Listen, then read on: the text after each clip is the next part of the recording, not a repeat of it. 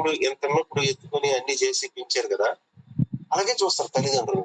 ఏది ఆ పిల్లడికి 70 సంవత్సరాలు వచ్చినా అలాగే చూస్తారు తల్లిదండ్రులు. అమ్మో బాబు, అమ్మో బాబు, జాగ్రత్తగా ఉండదు, ప్రమాదంలో పడదు.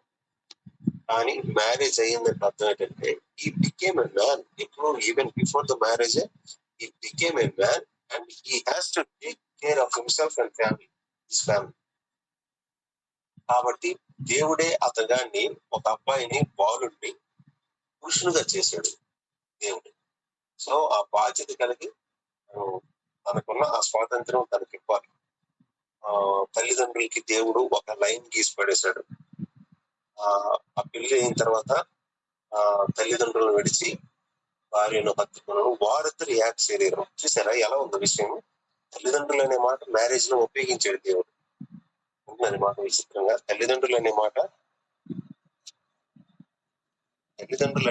మ్యారేజ్ లో ఉపయోగించారు. కానీ ఆ మాట రాయడానికి ముందు సాటి అయిన సహాయం అని భార్యకి అన్నాడు, భార్య భర్తలకు అన్నాడు. మళ్ళీ చివరన ఏక శరీరం అని అన్నాడు. సాటి అయిన సహాయం అనే మాటలో కూడా తల్లిదండ్రులు రాలేదు, సాటి అయిన సహాయం అనే మాటలో, ఏక శరీరం అనే మాటలో కూడా అది అలాగే రాదు. కాబట్టి మ్యారేజ్ చేసామంటే పిల్లకు, పిల్లోడికో, కొడుకు, కూతురుకో వాళ్ళిద్దరు ఉన్న ఆ టీమ్ తో పోలిస్తే తల్లిదండ్రులు కూడా టీం కాదు. ఈ తల్లిదండ్రులు మళ్ళీ ఇంకో భార్య భర్తలు కాబట్టి వీళ్ళ మీద ఒకరికి అధికారం, హక్కులు ఉంటాయి. కానీ పెళ్లి చేసిన పిల్లల మీద అయితే మనకు హక్కులు, అధికారాలు లేవు. సజెస్ట్ చేయొచ్చు, జ్ఞానం చెప్పొచ్చు, జాగ్రత్తలు చెప్పొచ్చు, కానీ కంట్రోల్ చేస్తామని మాత్రం అమ్మాయి యొక్క తల్లిదండ్రులు ఎలాగ అనుకోరు. అలా చేసేవాళ్ళు కూడా ఉన్నారు ఘోరంగా. అత్తమామల అల్లుడిని కంట్రోల్ చేయాలనుకోవడం, అలా చేసేవాళ్ళు ఉన్నారు ఘోరంగా. అసలు ఈ పని ముఖ్యంగా ఏ తల్లిదండ్రులు చేస్తారంటే పెళ్లి కొడుకు, ఆ పెళ్లి కొడుకును కంట్రోల్ చేసే ఎందుకు? అబ్బాయి కాబట్టి. ఆ అమ్మాయి అంటే భార్యాభర్తల్లో ఈ స్త్రీ యొక్క తల్లిదండ్రులు కంట్రోల్ చేయడం నిజానికి తక్కువ. అలా చేసే వాళ్ళు కూడా ఉండరు, ఇంకా పాడు చేస్తారు వాళ్ళని. బట్ సాధారణంగా ఎవరు చేస్తారంటే ఈ అబ్బాయి యొక్క తల్లిదండ్రులే కంట్రోల్ చేయబోతారు. ఎందుకు? అబ్బాయి వాడి ఫ్యామిలీ గురించి, అబ్బాయి కాబట్టి. బట్ దేవుడైతే చెప్పింది ఏంటంటే ఇదిగో వాళ్ళిద్దరు ఏక శరీరం, వాళ్ళిద్దరు ఒకరికొకరు సాటి అయిన సహాయం అయిన తర్వాత తల్లిదండ్రులకు కూడా సహాయం అనే ప్లేస్ ఇవ్వలేదు, హెల్ప్ అని. బట్ బైబిల్లో మళ్ళీ ఏమని ఇచ్చారు? పిల్లలు తల్లిదండ్రులకు ఎవరంటే గర్భఫలము, యెహోవా ఇచ్చే బహుమానము, స్వాస్థ్యం, ఆస్తి. సో తల్లిదండ్రులకు పిల్లలకి ఆస్తి, బహుమానము, ఫలం, గర్భఫలం, ఈ మాటలన్నీ దేవుడు ఉపయోగించారు. బట్ ఈ పిల్లలకి తల్లిదండ్రులు సహాయమే, కానీ సాటి అయిన సహాయం మాత్రం అంతకు మించిన సహాయం. అంటే అర్థం ఏంటి తెలుసండి? తల్లిదండ్రులు మనకి హెల్ప్, లవ్ అన్ని, కానీ సహాయం కూడా. ఈ సహాయంలో అల్టిమేట్ సాటి లేని సహాయం ఏదంటే మ్యారేజ్. సో మ్యారేజ్ అయిందా? ఫస్ట్ మీ మ్యారేజ్ అయిన తర్వాత పేరెంట్స్. మీ మ్యారేజ్ ని కాపాడుకోవడానికి మీ పేరెంట్స్ ని కూడా పక్కన పెట్టే అవకాశం ఉంది. ఒకవేళ పేరెంట్స్ ని పక్కన పెట్టకపోతే మీ మ్యారేజ్ మీరు ఊహించేసుకుంటారు, మ్యారేజ్ మీరు పాడు చేసుకుంటారు. సో ఈ విషయం ఈ పెళ్లి చేసుకున్న భార్యకి, భర్తకి, అమ్మాయికి, అబ్బాయికి ఇద్దరికి ఆ బుద్ధి ఉంటే తల్లిదండ్రులతో బ్యాలెన్స్డ్ గా ఉంచాలి. ఈ పెళ్లి చేసిన తల్లిదండ్రులకి, ఏది అబ్బాయి తల్లిదండ్రులకి, ఈ అమ్మాయి తల్లిదండ్రులకి ఈ జ్ఞానం ఉంటే వాళ్ళిద్దరి మధ్యలో మనం జోక్యం చేసుకోకూడదని వాళ్ళ బార్డర్ లైన్ వాళ్ళకి తెలిసి వాళ్ళు కూడా లిమిట్స్ లో ఉంటారు. సో ఇవన్నీ ఎక్కడ జరుగుతున్నాయంటే బైబిల్ బోధించే చర్చిలో ఈ పిల్ల తల్లిదండ్రులు, ఈ పిల్లోడు తల్లిదండ్రులు, వాళ్ళు సత్యం వినాలి, దేవునికి హై ప్రయారిటీ, ఆయన మాట విలువిచ్చి వాళ్ళ లిమిట్స్ లో వాళ్ళు ఉండాలి.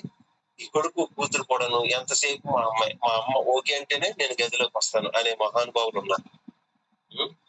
మా అమ్మ పంపిస్తేనే నేను నీ దగ్గరకు వస్తాననే ఆడపిల్లలు కూడా ఉన్నారు. భార్య పెళ్లి చేసుకునే అంటే వీళ్ళ యొక్క దాంపత్య జీవితం అంటే వీళ్ళ వన్నెస్ అంటే భార్య భర్తలు అంటే జీవితకాలం ఒకరికొకరు ఏ పరిస్థితి వచ్చినా, అవసరం వచ్చినా ఒకరికొకరు తోడుగా ఉండాల్సిన చెప్పలేనంత సాటి అయిన సహాయం. అలాంటి సాటి అయిన సహాయాన్ని పాడు చేసేటట్టు మన కొడుకు జీవితాన్ని పాడు చేసేటట్టు తల్లిదండ్రులు, కూతురు జీవితాన్ని పాడు చేసే తల్లిదండ్రులు, ఇలాంటి వాళ్ళు ఉన్నారు. కాబట్టి దేవుని వాక్యం అటు వాళ్ళు వినాలి, ఇటు వాళ్ళు వినాలి, ఈ ఇద్దరు కూడా వినాలి. ఈ విషయాలన్నీ ఎప్పుడు నేర్చుకుంటాం అంటే ఇదిగో బైబిల్లో మంచి చర్చలో, బైబిల్ బోధించే చర్చలో ఉండి విషయాలన్నీ నేర్చుకొని మన పరిస్థితి ఏంటో తెలుసా? మనం వాళ్ళకి ఏది లోకంలో చూస్తారు, ఎన్నో వార్తలు వింటారు, అలా మా పిల్ల కుటుంబం ఎలాగైపోతుందో ఏమైపోతుందో అని భయాలన్నీ తీసుకొని వచ్చి వీళ్ళిద్దరిని రకరకాలుగా ట్రీట్ చేసి వీళ్ళ జీవితాలు బాగుండాలని అనే ఆశతోనే పాడు చేస్తారు. వాళ్ళిద్దరి మధ్యన పెరగాల్సిన intimate relationship, love relationship, friendship ని పెరగకుండా వీళ్ళు కంట్రోల్ చేసి పాడు చేస్తారు. లేనిపోని అనుమానం. సో భార్య భర్తల మధ్యన సంబంధం స్ట్రాంగ్ గా ఉండాలంటే మనం ఏం చేస్తే స్ట్రాంగ్ గా ఉంటుందో దేవుని వారికి ఏం చెప్తుందో ఇది మనం పాటించాలి. అట్ ద సేమ్ టైం మరి మనుషులు పాపులు కాబట్టి తన మీద తనే వ్యతిరేకంగా బాధపరుచుకునే ప్రమాదంలో మనుషులు తెలియకున్నారు కాబట్టి ఖచ్చితంగా తన వివాహాన్ని కూడా పాడు చేసుకునేటట్లే స్త్రీలైన పురుషులైన ఈ రోజుల్లో ఉంటారు. అలాంటి వాళ్ళకి మరల తల్లిదండ్రులైన వాళ్ళు, పెద్దలైన వాళ్ళు చేయాల్సిన పని ఏంటంటే ఈ విషయాలు వాళ్ళకి బోధించాలి, వాళ్ళ కోసం ప్రార్థించాలి. ఎందుకంటే వాళ్ళ వెనకాతలో పెద్ద శత్రువు కూడా పనిచేస్తున్నాడు కాబట్టి ఆ శత్రువు చేతిలో నుంచి తన ఇంటి పిల్లల్ని కాపాడుకునే బాధ్యత తల్లిదండ్రులు. కేవలం మనం పెద్దరికంతో మన మాటలతో ఇద్దరి మధ్యన ఆ సంతోషం, ఆ ఐక్యత, సఖ్యత వచ్చినట్లు చేయలేం. బలవంతంగా వాళ్ళిద్దరిని ఒక రూమ్ ఇంట్లో పెట్టేసి తలుపేసేస్తామేమో గానీ వాళ్ళిద్దరూ ఒకరికొకరు కలవాలి, అట్రాక్షన్ వాడుతున్నారు ఒకరి మీద ఒకరికి. ఆ ఆకర్షణ, ఆ ఇష్టము ఆకర్షణతో వాళ్ళు ప్రేమ అనేది డెవలప్ అయ్యి రేపు పొద్దున ఎలాంటి శత్రువు వాళ్ళ కుటుంబం మీద దాడి చేసినా ఎలాంటి దాడికి కూడా ఇద్దరిలో ఒకరు కూడా పాడైపోయి వారిద్దరి యొక్క సఖ్యతను, ఆనందాన్ని పాడు చేసుకోకుండా లోపల రకరకాల పాపాలు ఉన్నాయి. అన్ని రకాల పాపాలను వాడు ఏం చేస్తాడు, వాళ్ళని పాడు చేయడానికి, డిస్ట్రాక్ట్ చేయడానికి ప్రయత్నిస్తాడు శత్రువు. అలాంటి వాటిలో పడకుండా ఉండాలంటే ఇద్దరి మీద ఒకరి మీద ఒకరు ఆ ఆకర్షణ కలిగి ఉండాలి, ఆ ప్రేమ కలిగి ఉండాలి, ఆ కమిట్మెంట్ కలిగి ఉండాలి. దేంట్లో ఇదంతా under the fear of God.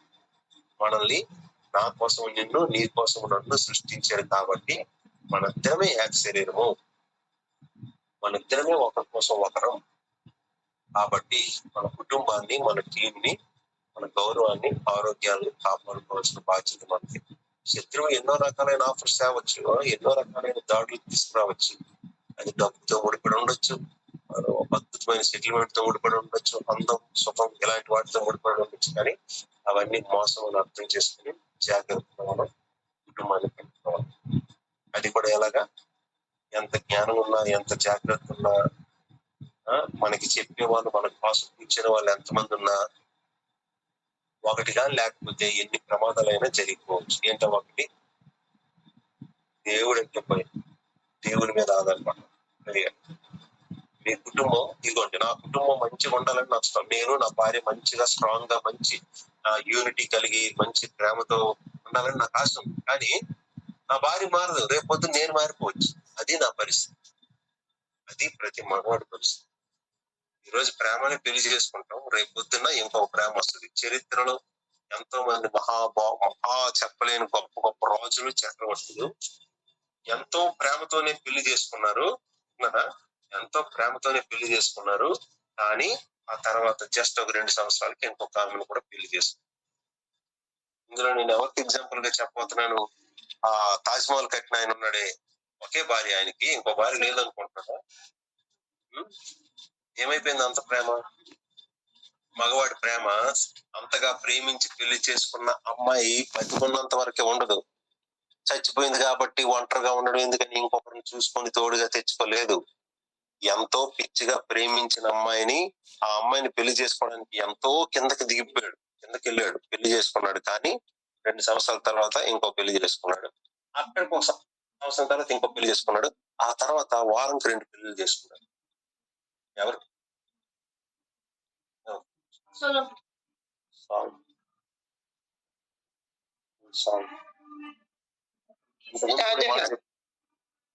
సొలొమోను, షాజహాన్ కాదు.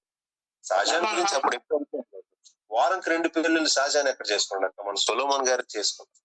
అందుకే ఈ మాట కూడా అంతకుముందు చెప్పాను, మీరు విన్నారో లేదు. ఇప్పుడు ఒకవేళ ఆ స్త్రీ, ఏ స్త్రీ, షోలమైట్ గర్ల్ అంటే సొలొమోన్ ఫస్ట్ ప్రేమించి పెళ్లి చేసుకున్న అమ్మాయి, ఒకవేళ బైబిల్ చదువుదామని ఆదికాండం నుంచి మొదలుపెట్టి చదువుతుంది. ఈలోగా వాళ్ళిద్దరు లవ్ స్టోరీ సంబంధించిన పుస్తకం వచ్చింది. ఏంటో పుస్తకం? Song of Solomon, song of songs, పరమగీతాల గ్రంథం వచ్చింది. ఆ గ్రంథం రాగానే ఆమె ఎలా ఫీల్ అవుతుంది తెలుసా? బైబిల్లో నుంచి ఆ 2 పేపర్లు చింపేస్తుంది. 2 పేపర్లు చింపేస్తుంది. ఎందుకు? నేనంటే ఎంతన్నాడు, అంతన్నాడు, అంతన్నాడు, ఎంతన్నాడు, కానీ నాతో పర్సనల్ సింగిల్ అలాంటి ఏక శరీరం అని బైబిల్లో దేవుడు రాయించారే, ఏక శరీరం అనే మాట సరిపోయింది. ఆయన దానికి కట్టుబడి ఉన్నాడా సొంతమని? ఆ ప్రేమ ఎంత ప్రేమ, అంత ప్రేమ అన్నాడు. పుస్తకం రాశాడు దేవుడు కూడా, గ్రంథాన్ని బైబిల్లో రాయించారు. చాలా మంది మహానుభావులు ఏం చెప్తారంటే, ఏమనుకుంటాం ముప్పాలు చెప్తాను, నిన్నంత డ్రైవింగ్ లో ఉండి చాలా నొప్పులు ఉన్నాయి బాడీకి. సో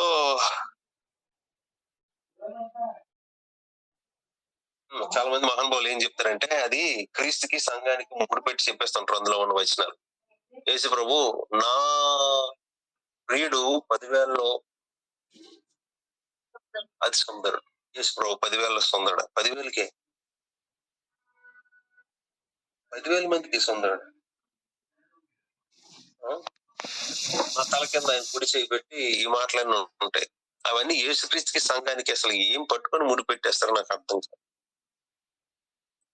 మాకు తెలియాల్సినవి నేర్చుకోవాల్సినవి నేర్చుకోకపోతే రూల్స్ అవన్నీ అందరూ చెప్పినట్టు మనం అలాగే చెప్పేద్దాం. బైబిల్లో ఉన్న ప్రతి వచనాన్ని తిప్పి నో, పరమగీతాల గ్రంథం మనుషుల మధ్య ఉన్న ప్రేమ మరణమంత బలమైనది. అది ఎలా ఉంటుందో అది కూడా దేవుని వల్ల కలిగిందే. ఏది? వాళ్ళిద్దరు విశ్వాసులు అయితే, ఒక విశ్వాసికి అవిశ్వాసికి కాదు. ఒక విశ్వాసికి అవిశ్వాసికి అయితే సాతాను వల్ల కలిగిన ప్రేమ, ఒక విశ్వాసికి అయితే దేవుని వల్ల కలిగిన ప్రేమ. ఇంకో మాట వినండి, 3వ స్టేట్మెంట్. ఒక అవిశ్వాసికి మధ్యన ప్రేమ వచ్చి పెళ్లి చేసుకుని జీవితకాలం వాళ్ళు నిల్చున్నారంటే ఒకరి కోసం ఒకరు దేవుని వల్ల కలిగిన ప్రేమ. అర్థం? ఎందుకు భూమి మీద పెళ్లిళ్ళు అవిశ్వాసులు అయితే, ముస్లిమ్స్ కావచ్చు, నాస్తికులు కావచ్చు, ఇంకెవరైనా కావచ్చు, వాళ్ళు పెళ్లిళ్ళు చేసి పిల్లల్ని ఇచ్చినవాడు మన దేవుడే, ఒక దేవుడే, బైబిల్ దేవుడే. వాళ్ళు అలా పెళ్లి చేసుకోవడానికి కారణం వాళ్ళ మధ్యన వచ్చిన ఫ్రెండ్షిప్ అనుకోండి. ఏది ఫ్రెండ్షిప్, లవ్ అనుకోండి. వాళ్ళిద్దరికీ పెళ్లి చేసి తర్వాత వాళ్ళ కడుపున ఒక పిల్లోడిని పుట్టించి ఆ పిల్లోడితో ఆ ఒక ప్రింటింగ్ ప్రెస్ సృష్టించడం దేవుని ప్లాన్ అనుకోండి. ఆ ప్రింటింగ్ ప్రెస్ తయారు చేసే జాన్ గోటన్బర్గ్ అనే వ్యక్తి ఏ తల్లిదండ్రులు ఏ స్త్రీ పురుషుల యొక్క కలయిక వల్ల పుట్టాలో అలా పుట్టాలంటే ముందు ఆ స్త్రీ పురుషులు కలవాలంటే వాళ్ళు ఎక్కడెక్కడో ఉంటే ఎలా కలుస్తారు? వాళ్ళు ఈ జీవితంలో ఎక్కడో దగ్గర వాళ్ళు వచ్చి కలుస్తారు. అండ్ వాళ్ళిద్దరి మధ్యన ఫ్రెండ్షిప్, ప్రేమో ఏదో వచ్చి పెళ్లి వరకు వెళ్ళాలి. పెళ్లిలో వాళ్ళిద్దరు ఒకటవ్వాలి. వాళ్ళిద్దరు ఒకటైతే జాన్ గోటన్బర్గ్ అయినా ఒక మనిషి పుట్టాలి. ఆ మనిషి ద్వారా దేవుని చిత్తం ఇది. అంటే ఈ భూమి మీద ఏ వ్యక్తి ద్వారా ఏ కార్యాలు దేవుడు నెరవేర్చాలనుకుంటారో ఆ వ్యక్తిని పుట్టించుకోవడానికి ఏ ఇద్దరి యొక్క లక్షణాలు, స్వభావాలు, ముఖ కవలికలు, రంగులు, ఇవేవో బ్లడ్ రావాలో ఆ వ్యక్తులిద్దరూ కలుసుకోవాలి. ఆ స్త్రీ పురుషులిద్దరు ఒకళ్ళు అమెరికాలో ఒకళ్ళు పాకిస్తాన్ లో ఉంటే ఎలాగవుతుంది? ఇద్దరు ఒక దగ్గర రాకుండా పెళ్లి అవ్వదు. పెళ్లి అవ్వకపోతే ఎలాంటి పుట్టడు, ఈ పిల్లడు పుట్టడు. కాబట్టి ఈ భూమి మీద ఎవరికైనా పెళ్లిళ్ళు పిల్లల్ని అన్నారంటే దేవుని చిత్తం. ఒకవేళ ఆ చిత్తంలో వాళ్ళ పాపం ఉండొచ్చు, మోసగించవచ్చు, లేకపోతే ఇంకేవో చెయ్యొచ్చు. అది వాళ్ళ పాపానికి వాళ్ళే బాధ్యులు. ఆ పాపానికి తీర్పు తీర్చేవాడు కూడా మన దేవుడే, ఈ బైబిల్ దేవుడే.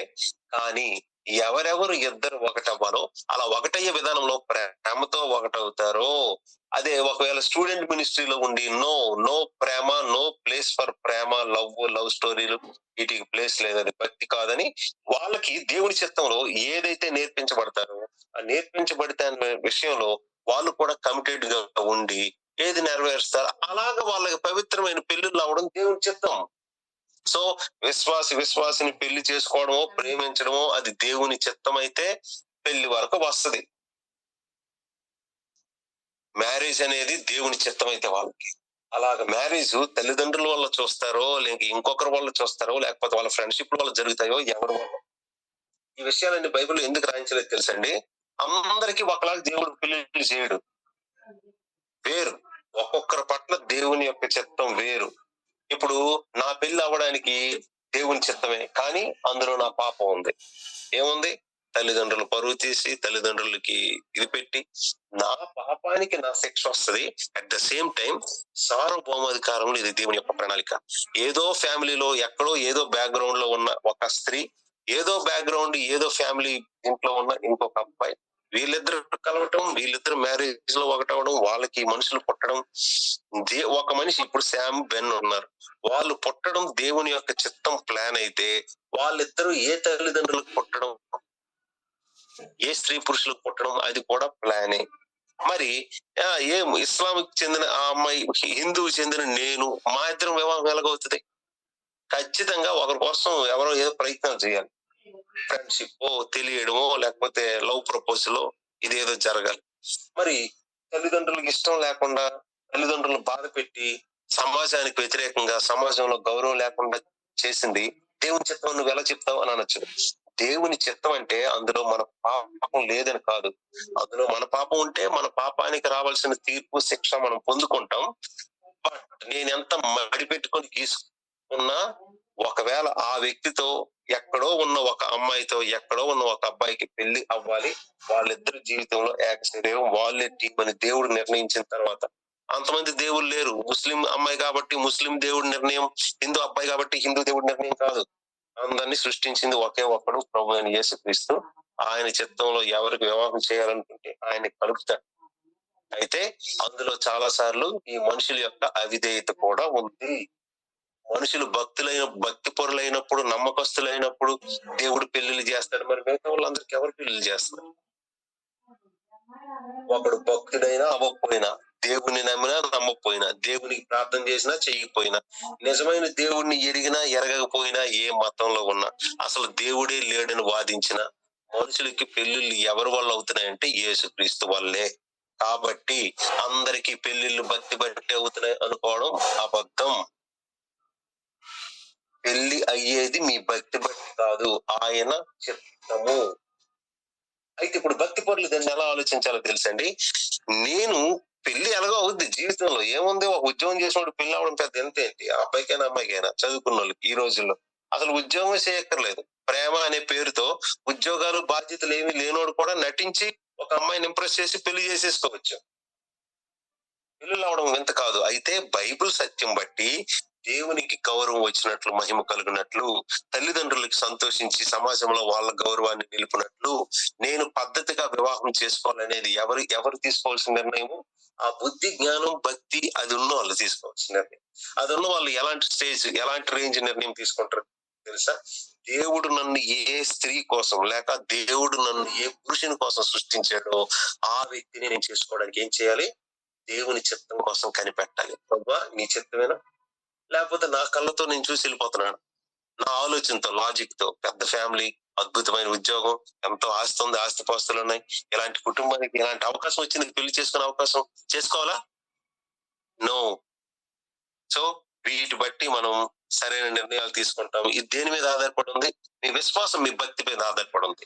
చూడండి, లోకంలో చాలా మందికి యేసుప్రభు ఎవరో తెలియదు, మ్యారేజ్ అంటే ఏంటో తెలియదు, బైబిల్ అంటే ఏంటో తెలియదు. వాళ్ళు ఎలాగో చేసుకుంటారు పెళ్లిళ్ళు, ఉద్యోగం బట్టో, కులాన్ని బట్టో, ఎవరో మంచి సంబంధం తీసుకొచ్చారనో, లేకపోతే ప్రేమలో, స్నేహాలు, లోకంలో చాలా మంది చేసుకుంటున్నారు. కానీ దేవుని వాక్యం, దేవుని సత్యం, ఆయన ప్రేమ ఎరిగిన వాళ్ళు, దేవుడు నేను ఎలాంటి వివాహం చేసుకుంటే ఆయన సంతోషిస్తారు, అలాంటి వివాహం చేసుకోవడమే మీకు ధర్మం. అంతకు మించి మీరు ఏం చేసినా మీది పాపం.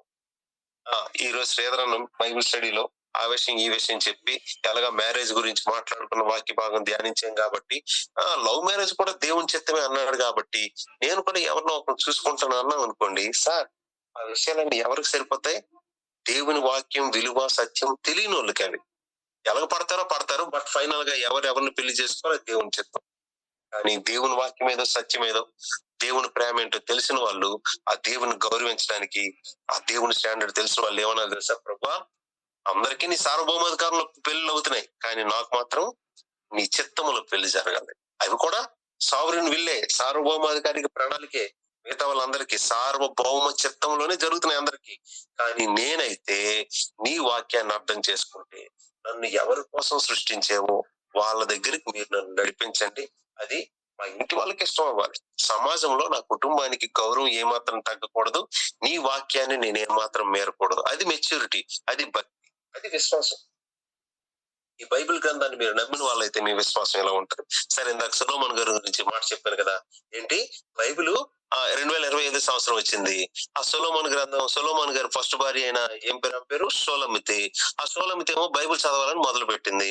ఆదికాండం నుంచి అన్ని చదువుకునేలా వచ్చింది. ఈలోగా ఈ పరమగీతాల గ్రంథంకి వచ్చేసరికి వెంటనే ఆ 2 కాగితాలు 3 కాగితాలు చింపేసి తర్వాత అన్ని చదివింది. అలాగెందుకు ఉంటది? అవును. ఆయన ఏమన్నాడు? ప్రేమ అన్నాడు, అంత అన్నాడు, ఎంత అన్నాడు, పెళ్లి చేసుకున్నాడు. మరి అంత ప్రేమ ఏమైపోయింది మగాడికి, పురుషుడికి? ఇప్పుడు భక్తి లేదా, జ్ఞానం లేదా, బుద్ధి లేదా? అందరికంటే ఎక్కువ బుద్ధి ఉంది, అందరికంటే ఎక్కువ జ్ఞానం ఉంది, భక్తి కూడా ఉంది. భక్తి లేదని అనకూడదు సొలొమోన్. కానీ అంత జ్ఞానము అంత భక్తి ఇంకొక అందగతిని చూసినప్పుడు కదిలిపోయింది. ఇది మగవాడి commitment to love in the context of marriage. మగవాళ్ళే ఎలాంటి వాళ్ళని గొప్ప చెప్పాడు శ్రీధర్ బెదర్ అని అనుకుంటారు కొంతమంది. మగవాళ్ళే ఎలాంటి వాళ్ళని. ఈ మగవాళ్ళలో నుంచే వచ్చింది స్త్రీ కాబట్టి మగవాళ్ళు ఏముందో స్త్రీలో కూడా అదే ఉంది. అంటే ఎవరైనా ఇంతే. ఇంకొక అవకాశం వస్తే ఎవరైనా కదిలిపోతారు. మళ్ళీ మాట చెప్తున్నాను, పెళ్లి చేసుకుంటే నా జీవితంలో పాపం కంట్రోల్ అవుతుంది అనుకోవద్దు. పెళ్లికి ముందు పాపం కంట్రోల్ అవ్వకపోతే పెళ్లి తర్వాత పాపం కంట్రోల్ అవ్వదు. ఇది రాసి పెట్టుకోండి. తిరుగులేని సత్యం, థియోలాజికల్ ట్రూత్. పెళ్లికి ముందు పాపం కంట్రోల్ అవ్వనిది పెళ్లి తర్వాత పాపం ఏ కంట్రోల్ అవ్వదు. కొంతమంది అంటారు ఇది అల్లరి చిల్లరగా తిరుగుతాడు, ఇది పెళ్లి చేస్తే సెట్ అయిపోతాడు అనుకుంటాం. కాదు కాదు కాదు. అది పెళ్లి చేసి ఇంకొక అమ్మాయి గొంతు కోసేయాలి మీరు. ఎందుకంటే పెళ్లికి ముందు అడ్డదిడ్డంగా తిరిగినాడు, పెళ్లి తర్వాత కూడా అలాగే తిరుగుతాడు. అయితే కొంతమంది దొరకరు. ఇది కేవలం పురుషుల గురించి అనుకుంటున్నారేమో, కాదు. ఇదే స్వభావం స్త్రీలో కూడా ఉంది. ఎందుకంటే స్త్రీలందరూ ఆ పురుషుల్లో నుంచే వచ్చారు. కాబట్టి మనిషి అన్న ప్రతి వాళ్ళకి ఉన్న సమస్య. అయితే క్రైస్తవులైతే దేవుని వాక్యాన్ని బట్టి ఆ దేవునికి భయపడి ఎంతగా ప్రేమించే దేవుణ్ణి నేను ఎలాగైనా గౌరవించాలని జాగ్రత్తగా బుద్ధిగా జీవితాన్ని కట్టుకుంటారు, కుటుంబాన్ని కట్టుకుంటారు. దేవుడు ఎంతో ప్రేమించి నీ జీవిత కాలానికి ఇచ్చిన నీ బెస్ట్ గిఫ్ట్ అమ్మా నాన్న కాదు. దేవుడి జీవిత కాలానికి ఇచ్చిన ది బెస్ట్ గిఫ్ట్ అమ్మా నాన్న కంటే పైన ఇంకొక పేరు ఉంది. ఆ పేరు నీ భార్య, ఆ పేరు నీ భర్త. వాళ్ళకంటే ఎవరు నీకు స్టార్ట్ అయిన సహాయం లేదని దేవుడే బైబిల్ గ్రంథంలో 2వ పేజీలోనే రాసి పెట్టిన తర్వాత నో కంప్లైంట్స్. ఇంకా నా భర్తలుగా నా భార్య నో కంప్లైంట్స్. నీకు ఇవ్వాల్సిన బెస్ట్ గిఫ్ట్ దేవుడు ఇచ్చాడు. వాళ్ళు దేవుడు ఎవరో తెలియక ఇష్టం వచ్చినట్టు ప్రవర్తించవచ్చు, నేను బాధ పెట్టొచ్చు. కానీ నీకు దేవుడిచ్చిన ఇదిగో ఈ సృష్టి అంతట్లో అలాంటి సహాయము, సాటైన సహాయం ఇంకొకటి లేదు. కాబట్టి నీ బెస్ట్ నువ్వు చేయాలి, నీ బెస్ట్ కమిట్మెంట్ నువ్వు చూపించాలి. ప్రభు మనల్ని ఆశీర్వదించును గాక. మంచి పాట పాడదాం, దేవుణ్ణి ఆరాధించుదాం.